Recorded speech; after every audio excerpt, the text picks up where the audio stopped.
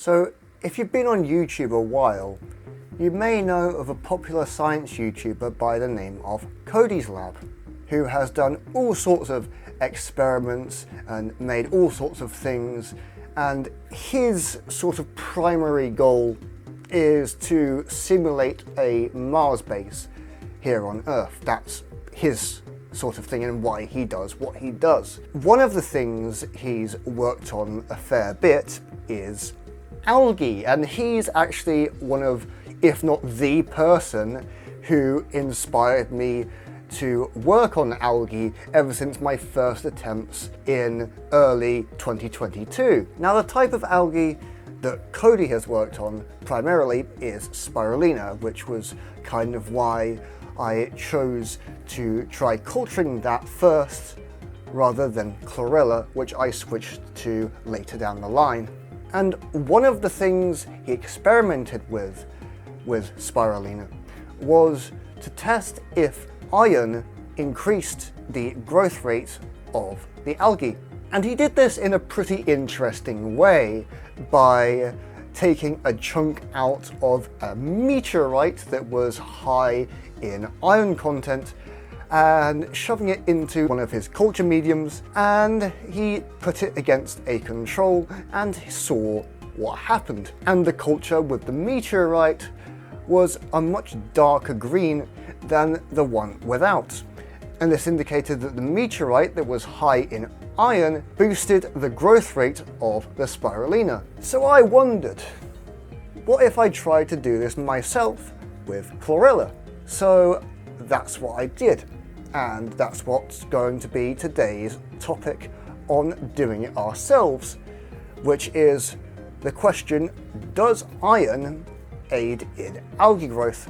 So without further ado, let's find out. So my plan throughout this test was to have two cultures, one with the control and one with some iron in it.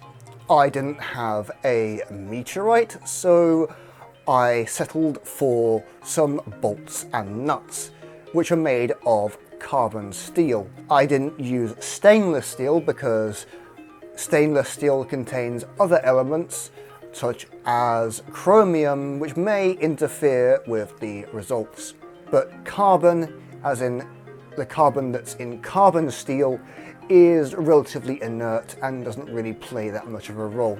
So I figured it was fine to use. So I filled 2 bottles with clean water and I added some fertilizer mix to both of the cultures. What I did after that was I UV sterilized both of the bottles and I inoculated them with some of my main culture in equal amounts, as with the fertilizer. Now, to start on the first day of testing, I relied on manual agitation to agitate the culture, and I momentarily opened the cap to let some air in. However, on the second day and beyond, I figured that this wasn't enough. So what I did was I made 2 holes in both of the bottle caps.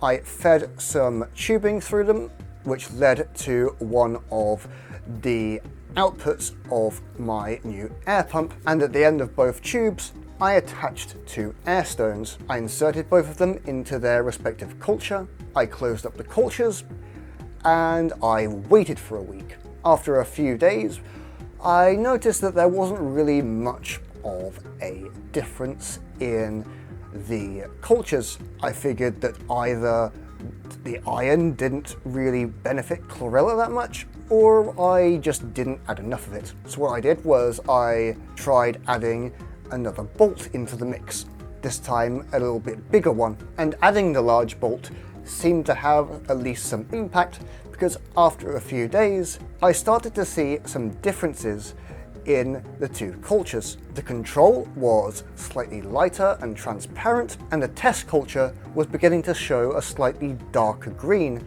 and it was also more opaque than the control. Here's a little deeper look at that.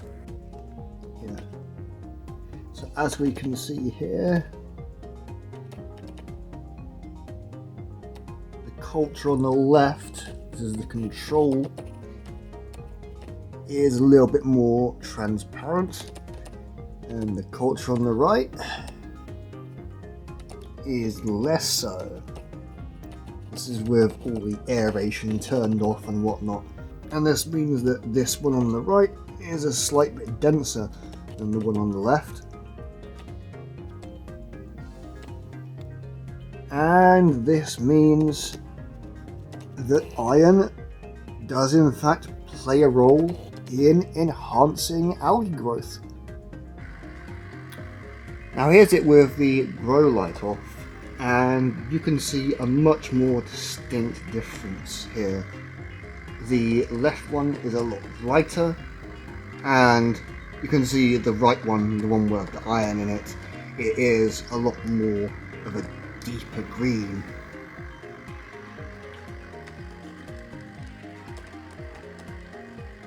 Can you see that? So while the difference may not be as dramatic as with Cody's experiments with Spirulina, when he included iron in his culture, the difference is still there. Now obviously more testing needs to be done in terms of the effects of iron on algae growth, but it seems to show some promise in aiding the growth of photoautotrophic cultures. Now my next experiment with algae is going to be quite similar to this, but also quite different. I'm going to be testing different growth methods and seeing how they stack up against each other, as growing algae solely with light isn't the only way to do it. But for now, that's all from me. Thank you very much for watching. If you like what you saw, why not like the video, subscribe, and let me know what you think down in the comments. Take care, and I'll catch you all next time. Bye for now.